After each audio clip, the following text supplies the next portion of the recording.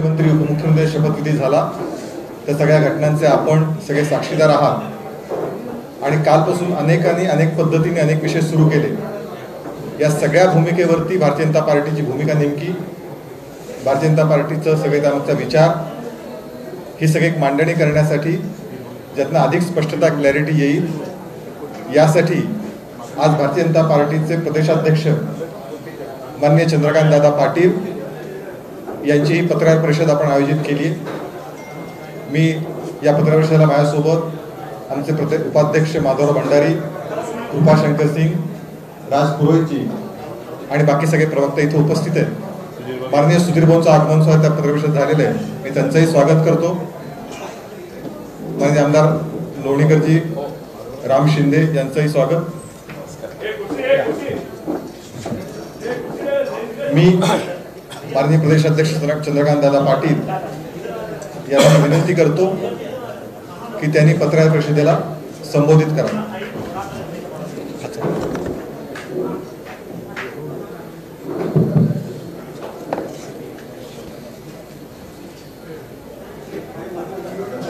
एका प्रचंड मोठ्या इतिहासात ज्याची नोंद झाली अशा राजकीय परिवर्तनानंतर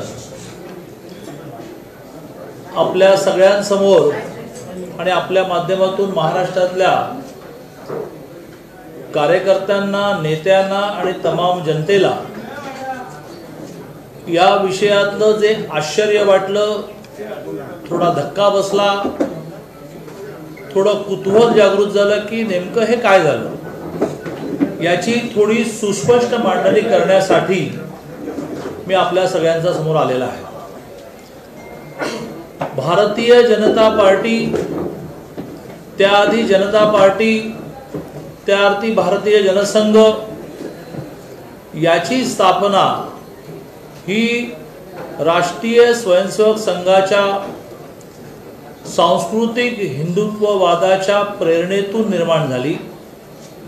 समाजाच्या विविध क्षेत्रामध्ये हिंदुत्वाच्या आधारे, सांस्कृतिक हिंदुत्वाच्या आधारे मूर्तिपूजा नाही, मूर्तिपूजा हा त्याच्यातला अनेक उपचारांपैकी एक भाग आहे, पण समाजाच्या विविध क्षेत्रामध्ये हिंदुत्वाच्या आधारे त्या क्षेत्राची रचना लावण्यासाठी राजकीय क्षेत्रामध्ये भारतीय जनसंघ नावाने भारतीय जनता पार्टीची स्थापना झाली आणि त्यामुळे कधीही हिंदुत्वासाठी प्रयत्न, हिंदुत्वासाठी संघर्ष, हिंदुत्व प्रस्थापित करण्याचा प्रयत्न, अगदी श्यामाप्रसाद मुखर्जींनी सुद्धा बलिदान दिलं ते 370 कलम रद्द करा, 35 रद्द करा, काश्मीर भारतात राहायला पाहिजे, इथून तिची जी सुरुवात होईल ते अगदी अलीकडच्या काळातल्या रामजन्मभूमी मुक्तीच्या आंदोलनापर्यंत असेल किंवा पालघरला साधूंचं हत्याकांड झाल्यानंतर सरकारने कारवाई करावी यासाठी संघर्ष असेल, या सगळ्या घटनांमध्ये हिंदुत्व हा आमचा श्वास आहे, हिंदुत्व आमचा ध्यास आहे, हे आम्ही सातत्याने आमच्या सगळ्या कृतीतून दाखवत आहोत। महाराष्ट्रामध्ये प्रामुख्याने, खरं म्हणजे देशामध्ये ब्रॉडली दोन विचारधारा काम करत असतील तर एक आहे अपीजमेंट, लांगुल चालन, तर दुसरी आहे हिंदुत्ववादी विचारधारा। त्या हिंदुत्ववादी विचारधारेला मान्य असणाऱ्या अनेकांनी त्या वेळेला भारतीय जनता पार्टीबरोबर युती केली। 19 ला सुद्धा ही युती झाली, पण युतीनंतर हिंदुत्व मागे पडलं आणि खुर्ची पुढे आली आणि विश्वासघात झाला। हिंदुत्व ज्याने कधी मानलं नाही, हिंदुत्व हा त्यांचा अजेंडा नाही, हिंदुत्व न मानल्यामुळे माननीय हिंदू हृदय सम्राट बाळासाहेब ठाकरेंनी सातत्याने ज्यांच्यावर आसूड ओढले, अशांच्या मांडीला मांडी लावून महाविकास म्हणजे पहिलं तर महाशिव आघाडी, तर शिवाजी महाराजांना पण विरोध झाला।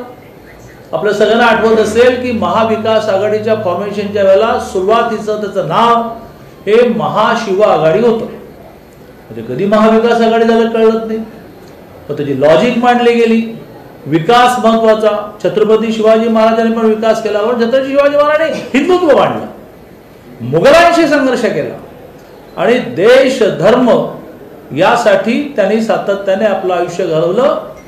सर्वसामान्य हिंदूंना आधार निर्माण व्हावा म्हणून राज्याभिषेक करून हिंदवी स्वराज्य स्थापन केलं आणि त्यामुळे शिवशब्दाचंही वावडं. आणि म्हणून सातत्याने विरोध जो होता तो विकासासाठीही होता आणि हिंदुत्वासाठी होता. अनेक मुद्दे आपल्याला माहिती आहेत, मी ते रिपीट करण्याची आवश्यकता नाही. पालघरचा मुद्दा मी मांडला. श्रीराम मंदिराच्या तिथे भूमिपूजन झाल्यानंतर गावोगाव प्रचंड आनंद लोकांना झाला. माझ्यासारख्या माणसाला असं वाटलं की आयुष्याची इति कर्तव्यता झाली. ते सेलिब्रेशन, ते एका अर्थाने आनंद व्यक्त करण्यावर सुद्धा रोक लावली गेली. ठिकठिकाणी कारवाया झाल्या. राम मंदिरासाठी प्रत्येक हिंदू माणसाने निधी दिला पाहिजे. मी पुन्हा पुन्हा म्हणेन की हिंदू हा उपासना पद्धतीशी जोडलेला विषय नाही, तो संस्कृतीशी जोडलेला विषय असल्यामुळे अनेक मुसलमान बांधवांनी, अनेक ख्रिश्चन बांधवांनी राम मंदिरासाठी निधी दिला. त्या निधी जमा करण्याची टिंगल केली गेली. तुम्ही ज्याला वर्गण्या म्हणता ना, वर्गण्या, त्याला आम्ही निधी म्हणतो. वर्गण्या जमा करण्यात तुमचं आयुष्य गेलं, पण तुम्ही राम मंदिरासाठी गोळा करण्याच्या निधीवर सुद्धा टीका टिप्पणी केली. कोरोनामध्ये दारूची दुकानं लवकर सुरू केली, मंदिरं सुरू करायला संघर्ष करावा लागला. त्रिपुरामध्ये म्हणे एक मस्जिद तोडली अशी कुठेतरी खोटी क्लिप व्हायरल झाली. मालेगावला, अमरावतीला आणि नांदेडला 50,000 हजाराचे मॉब रस्त्यावर होते. कसे उतरले? इंटेलिजन्स काय करतो? दंगली झाल्या, कोणावर ऍक्शन घेतल्या? सगळ्या ठिकाणी बोटचेपेपणा, ज्याला प्रचलित शब्द आहे अपीजमेंट आणि ज्याला प्रचलित शब्द आहे लांगुल चालन, मतांसाठी लांगुल चालन. हिंदू हृदय सम्राट स्वर्गीय बाळासाहेब ठाकरे म्हणताना कसं अगदी मन भरून येतं, हिंदू हृदय सम्राट. त्याने जनाब म्हटलं गेलं. अजानच्या स्पर्धा सुरू झाल्या. घाटकोपरच्या उड्डाण पुलाला छत्रपती शिवाजी महाराजांचं नाव द्यायला सगळ्या प्रकारची टाळाटाळ केली गेली. भोंगे हा विषय तर सगळ्यांनाच माहिती आहे की मस्जिदीवरच्या भोंग्याला विरोध करताना सगळ्या मनसेच्या असतील किंवा हिंदुत्ववादी कार्यकर्त्यांना किती केसेस झाल्या? 28, 30 हजार केसेस झाल्या. आणि त्यामुळे असं हिंदुत्व सोडलेल्या विकासाच्या बाबतीत तर मोठी यादीच आहे. मग ते मुंबईतल्या मेट्रोच्या विषयी आपल्याला माहिती आहे की कारशेडवरून कशी ती मेट्रो रखडली आणि आता तर ती इतकी खर्चिक होणार आहे की नवीन आलेलं सरकार हे कशा पद्धतीने ती मेट्रो पूर्ण करणार. पण मुंबईकरांची वाट लागते. 65 लाख लोक मेट्रोवर शिफ्ट होणार आहेत आणि 65 लाख लोक मेट्रोवर शिफ्ट झाल्यानंतर मुंबईचा एकूण ट्रॅफिक जॅमचा प्रॉब्लेम संपणार आहे, बंद आहे. बुलेट ट्रेन माहिती नाही कधी सुरू होणार आहे. गेल्या वर्षी पूर आला तर माननीय अजितदादाने घोषित केलं, माननीय जयंतरावने घोषित केलं, आम्ही नद्यांमध्ये भिंती बांधणार आहोत. बांधा. या वर्षीच्या पुराची पुन्हा वेळ आलेली आहे. पूर येऊन गेल्यानंतर लोक राजू शेट्टीजी सारखे एका अर्थाने महाविकास आघाडीशी जोडलेले नेते असं म्हणाले की आम्हाला 19चा म्हणजे देवेंद्रजींच्या काळातला JR द्या. अशी मोठी विकासाची सुद्धा यादी सांगते. STचा कर्मचाऱ्यांचं आंदोलन चिरडून टाकलं. शेकडो लोकांनी आत्महत्या केली. शेकडो लोक टेन्शनने मेले. हातात काय पडलं? कवड्या हातात पडल्या, कवड्या. ओबीसी पॉलिटिकल आरक्षण घालवलं.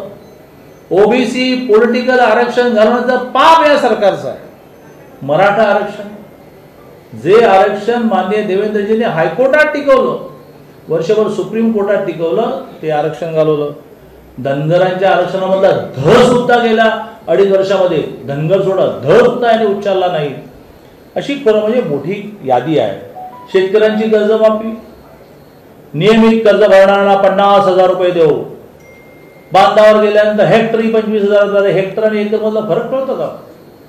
पीक विम्याचं काय झालं? पेट्रोल डिझेलच्या वॅटचं काय झालं? अशी एक मोठी यादी आहे.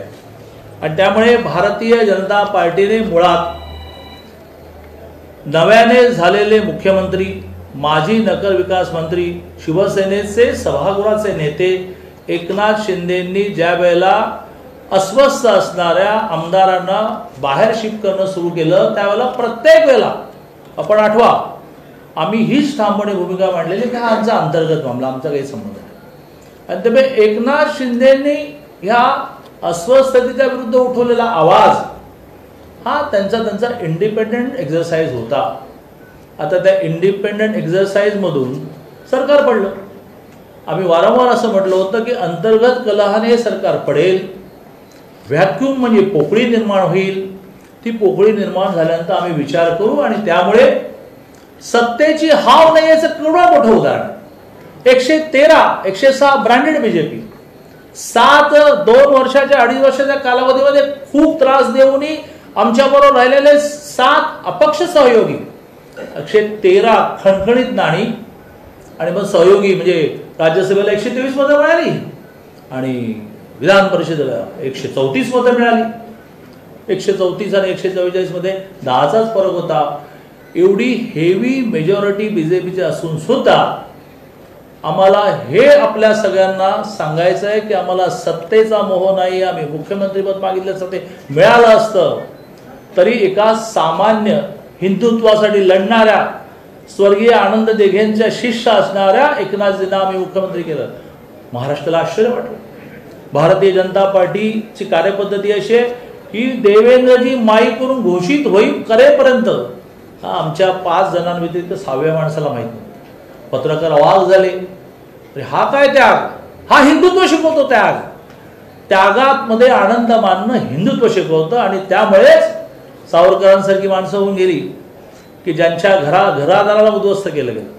आणि त्यामुळे महाराष्ट्राने काल सत्तेचा मोह आम्हाला नाही, सत्तेचा मोह तुम्हाला, आणि त्यामुळे खुर्चीसाठी मोहापायी तुम्ही हिंदुत्व सोडलं. सत्तेचा मोह आम्हाला नाही आणि त्यामुळे होऊ शकत होते मुख्यमंत्री तरी सुद्धा हिंदुत्वासाठी आग्रह धरणारे स्वर्गीय आनंद दिघेंचे शिष्य, आनंद दिघेने ज्या प्रकारे हिंदुत्वासाठी संघर्ष केला ते शिष्य आपण केलेले आहेत.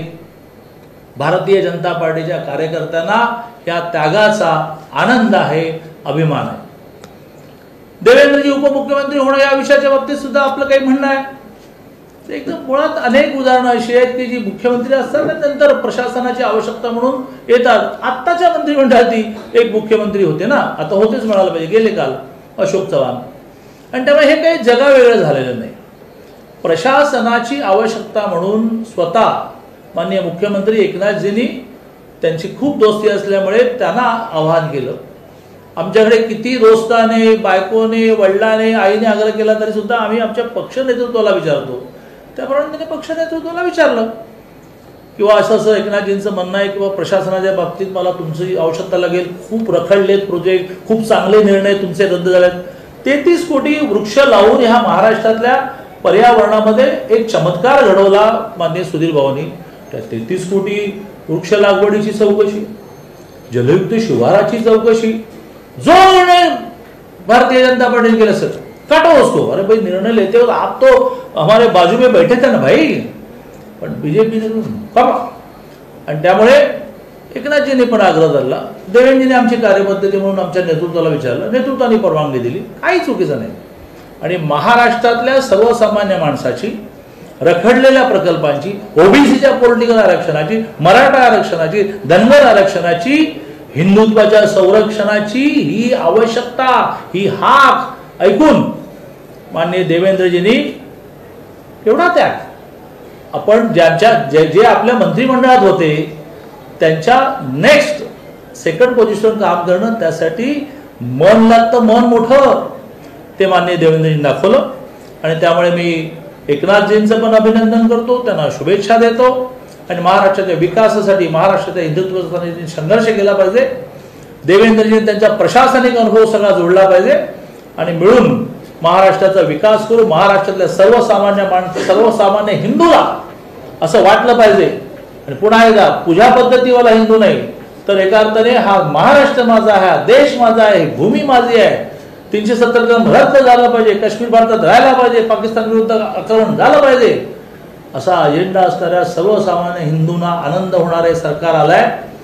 मी त्यांना या दोघांनाही असं म्हणेन, त्यांच्याबरोबर मंत्रिमंडळात बाकीचे मंत्री त्यांना असं म्हणेन, लोकांच्या अपेक्षा पूर्ण करा.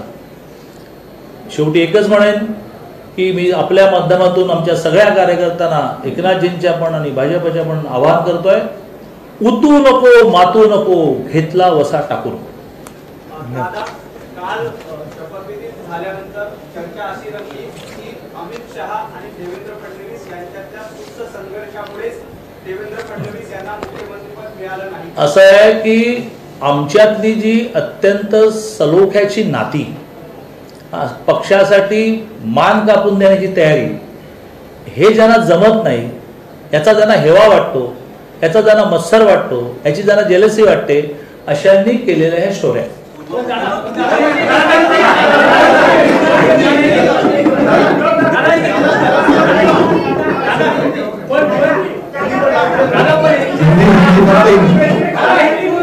हिंदी हिंदी हिंदी हिंदी आपण शांत बसतात तर बोल नाही, आपण शांत राहिला तर बोल नाही, जरा शांत राहा. हिंदी मी नॉर्मली आमच्या बैठकांमध्ये पण तुमच्या समोर मांडताना इतकं तुमच्या प्रश्नांना व्हिज्युअलाइज करून मांडतो की खरं म्हणजे प्रश्न असण्याचं कारण नाही, हिंदीमध्ये मांडतो आणि मग मी निघतो. मैंने ये रखा और मैंने बहुत डिटेल में रखा. इतना डिटेल में फिर हिंदी में रखना आवश्यक नहीं, क्योंकि हिंदी समझने वाले मराठी भी समझते हैं, लेकिन फिर भी ये मेरी जिम्मेवारी है. मैंने ये रखा कि भारतीय जनता पार्टी की हिंदुत्व की भूमिका, और हिंदुत्व यानी पूजा पद्धति नहीं, हिंदुत्व यानी सांस्कृतिक राष्ट्रवाद. यह हमने 1925 में शुरू हुए राष्ट्रीय स्वयंसेवक संघ से सीखा. 1947 के बाद राष्ट्रीय स्वयंसेवक संघ ने स्वयंसेवकों को यह कहा कि अलग अलग क्षेत्रों में जाकर अपने संघ विचार के आधार पर, अपने हिंदुत्व के आधार पर उस क्षेत्र की रचना करो. कुछ लोग शिक्षा क्षेत्र में गए, उनका नाम हुआ अखिल भारतीय विद्यार्थी परिषद. कुछ लोग लेबर फील्ड में गए, उसका नाम हुआ भारतीय मजदूर संघ. राज्य के क्षेत्र में आने वाले का नाम हुआ भारतीय जनसंघ. बाद में इमरजेंसी आई, इमरजेंसी के बाद सारे पक्ष एकत्रित आए, भारतीय जनसंघ ने स्वयं को डिसॉल्व किया और बनी जनता पार्टी. झगड़े हुए तो 80 में हुए भारतीय जनता पार्टी, लेकिन विचारधारा वही रही. हिंदुत्व हमारा श्वास है, उसके बिना हम जी नहीं सकते. हिंदुत्व ये हमारा पॉलिटिकल एजेंडा नहीं है. कुछ लोगों का है कभी हिंदुत्व नहीं, तो यह हमारा लगातार रहा. और 2019 में जब हिंदुत्व के आधार पर, मोदी जी के विकास कामों के आधार पर, देवेंद्र जी के विकास कामों के आधार पर चुनाव लड़े, जीते, और बाद में सत्ता नहीं, इस काम को अफसोस नहीं है, हिंदुत्व को छोड़ा. जिसके कई उदाहरण मैंने बताया कि पालघर में साधुओं की हत्या हुई. क्या किया आपने? अयोध्या में जिस दिन भूमि पूजन हुआ तो लाखों हिंदू को आनंद हुआ. आनंद उत्सव करने वाले लोगों पर आपने कार्रवाई की.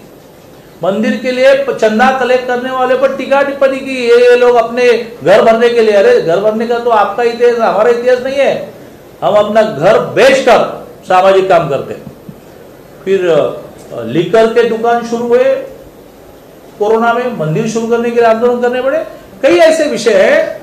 इस हिंदुत्व को लेकर लगातार हमारा संघर्ष रहा. विकास कामों को लेकर संघर्ष हुआ. मुंबई की मेट्रो बंद है, बुलेट ट्रेन का पता नहीं है. हाँ, जब बाढ़ आई तो कहते हो कि बस हम बाढ़ के निमित्त नदियों में दीवार बनाने वाले, वॉल बनाने वाले कहाँ है? अभी फिर से बारिश शुरू हुई भाई. सारे जिस बेल्ट में फ्लड आती है उस क्षेत्र में इस बार भी प्रॉब्लम होने वाली है. आरक्षण वाले विषय में, ओबीसी पॉलिटिकल आरक्षण, मराठा आरक्षण, धनगर आरक्षण का तो ध का नाम भी नहीं लिया इन्होंने. क्या मालूम है इनको आरक्षण? किसान, उनके इंश्योरेंस का क्या हुआ? कर्जा माफी का क्या हुआ? समय पर जिन्होंने पैसे भरे उनको प्रोत्साहन अनुदान देने वाले 50,000, उनका क्या हुआ?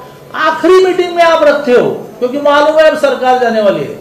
तो अभी ये नए सरकार के सर पर डाल रहे हो आप कि हम निर्णय कर रहे हैं कि जिन्होंने समय पर भरा उनको 50,000 देंगे. 2.5 साल में क्यों नहीं दिया? अभी आप नाम देने निकले औरंगाबाद का संभाजीनगर, 2.5 साल में क्या किया? फिर आप निकले उस्मानाबाद को धाराशिव नाम देने का, 2.5 साल में क्या हुआ? ये सारे पॉलिटिकल डिसीजन आपने आखिरी मीटिंग में गए. तो हिंदुत्व और विकास के आधार पर काम करने वाले एकनाथ जी जिन्होंने जब यह अपना रोष व्यक्त करना शुरू किया, उनको लोग जुड़ते गए, तो इस विषय में हमारा कोई रोल नहीं था। बार बार हमने आपके सामने आकर कहा है कि ये इनके आपसी लड़ाई है। फिर जब ये स्थिति आई कि अब सरकार गिरेगी, तो बार बार हमें बता रहे थे कि यह अंतर्गत संघर्षों से गिरेगी, फिर वैक्यूम क्रिएट होगा, तो वैक्यूम फिलअप करने के लिए तब हम देखेंगे क्या करना है। तो वैक्यूम क्रिएट हुआ, सरकार बनी। लेकिन त्याग क्या होता है? हिंदू संस्कृति त्याग सिखाती है। त्याग ये होता है कि 113 अपने एमएलए होने के बावजूद भी एकनाथ जी जैसे, अभी तो आज उद्धव जी ने कहा ये शिवसैनिक नहीं है, अरे वो शिवसैनिक नहीं है, बहुत दिन के बाद पता चला आपको कि शायद बचपन से ही शिवसैनिक है। हाँ, और बाकी भी बातें कुछ है कि जो उन्होंने शिवसेना बढ़ाने के लिए क्या किया हमको मालूम है। हम भी मुंबई के रहने वाले हैं ना, और वो राज्य में घूमे, घरदार छोड़कर घूमे, तो अभी उनको लग रहा है कि वो शिवसैनिक नहीं है। तो ऐसे कट्टर शिवसैनिक, स्वर्गीय बाला साहब ठाकरे जी की ये इच्छा थी, यह सपना था, मैं किसी एक सामान्य शिवसैनिक को करूंगा मुख्यमंत्री। उद्धव जी बने, वो शिवसैनिक नहीं, ऐसे में मन नहीं मानता, सामान्य शिवसैनिक नहीं है। शिवसेना बढ़ाने के लिए उन्होंने भाषण किए होंगे, लेकिन जो पसीना डाला है वो एकनाथ जी जैसे लोगों ने डाला है। इसलिए एक सच्चे शिवसैनिक को, हिंदुत्व की जो रक्षा करेगा, स्वर्गीय आनंद दिघे जी का जो शिष्य है, उनको मुख्यमंत्री बनाया। लोग आश्चर्यचकित हो गए। जब देवेंद्र जी ने अनाउंसमेंट की तो हम साथ में बैठे 5 लोगों के अलावा सामने 6वें आदमी को मालूम नहीं था। इसको कहते हैं त्याग। देवेंद्र जी उप मुख्यमंत्री क्यों बने? तो कोई ये नया नहीं है, अभी अशोक राव चौहान थे, कितनी बड़ी लिस्ट है। और ये तो उप मुख्यमंत्री बने, तो पीडब्ल्यूडी मिनिस्टर बने, तो पीडब्ल्यूडी मिनिस्टर मेरे पास भी थे, तो मुख्यमंत्री बने और पीडब्ल्यूडी मिनिस्टर रहे। कैसे? तो जरा बड़ा डिपार्टमेंट मांगना चाहिए था, अपने पक्ष में ही आने वाला रेवेन्यू कम से कम मांगने वाला था। तो ये डिप्यूटी सीएम बने। जब एकनाथ जी ने कहा अरे भाई इतनी बड़ी जिम्मेवारी मुझ पर दे रहे हो, तो प्रशासनिक अनुभव के लिए आप मेरे साथ चाहिए। देवेंद्र जी ने हमारे नेतृत्व को पूछा, नेतृत्व ने हाँ कहा। ये लोगों की डिमांड थी, ये सर्वसामान्य आदमी की इच्छा थी कि ये सरकार ठीक चले, देवेंद्र जी आपने रहना चाहिए।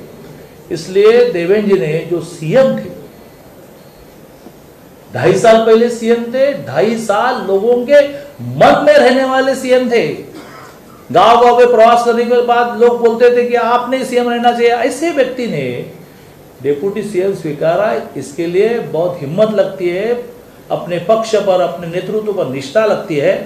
वो निष्ठा का अनुभव माने देवेंद्र जी, हमको फक्र है, हमको अभिमान है देवेंद्र जी का कि जिन्होंने इस राज्य के हित के लिए, हिंदुत्व के हित के लिए अपने अहंकार को बाजू में रखा, अपने मानापमान को बाजू में रखा और स्वीकारा कि अब तुरंत काम को लगे।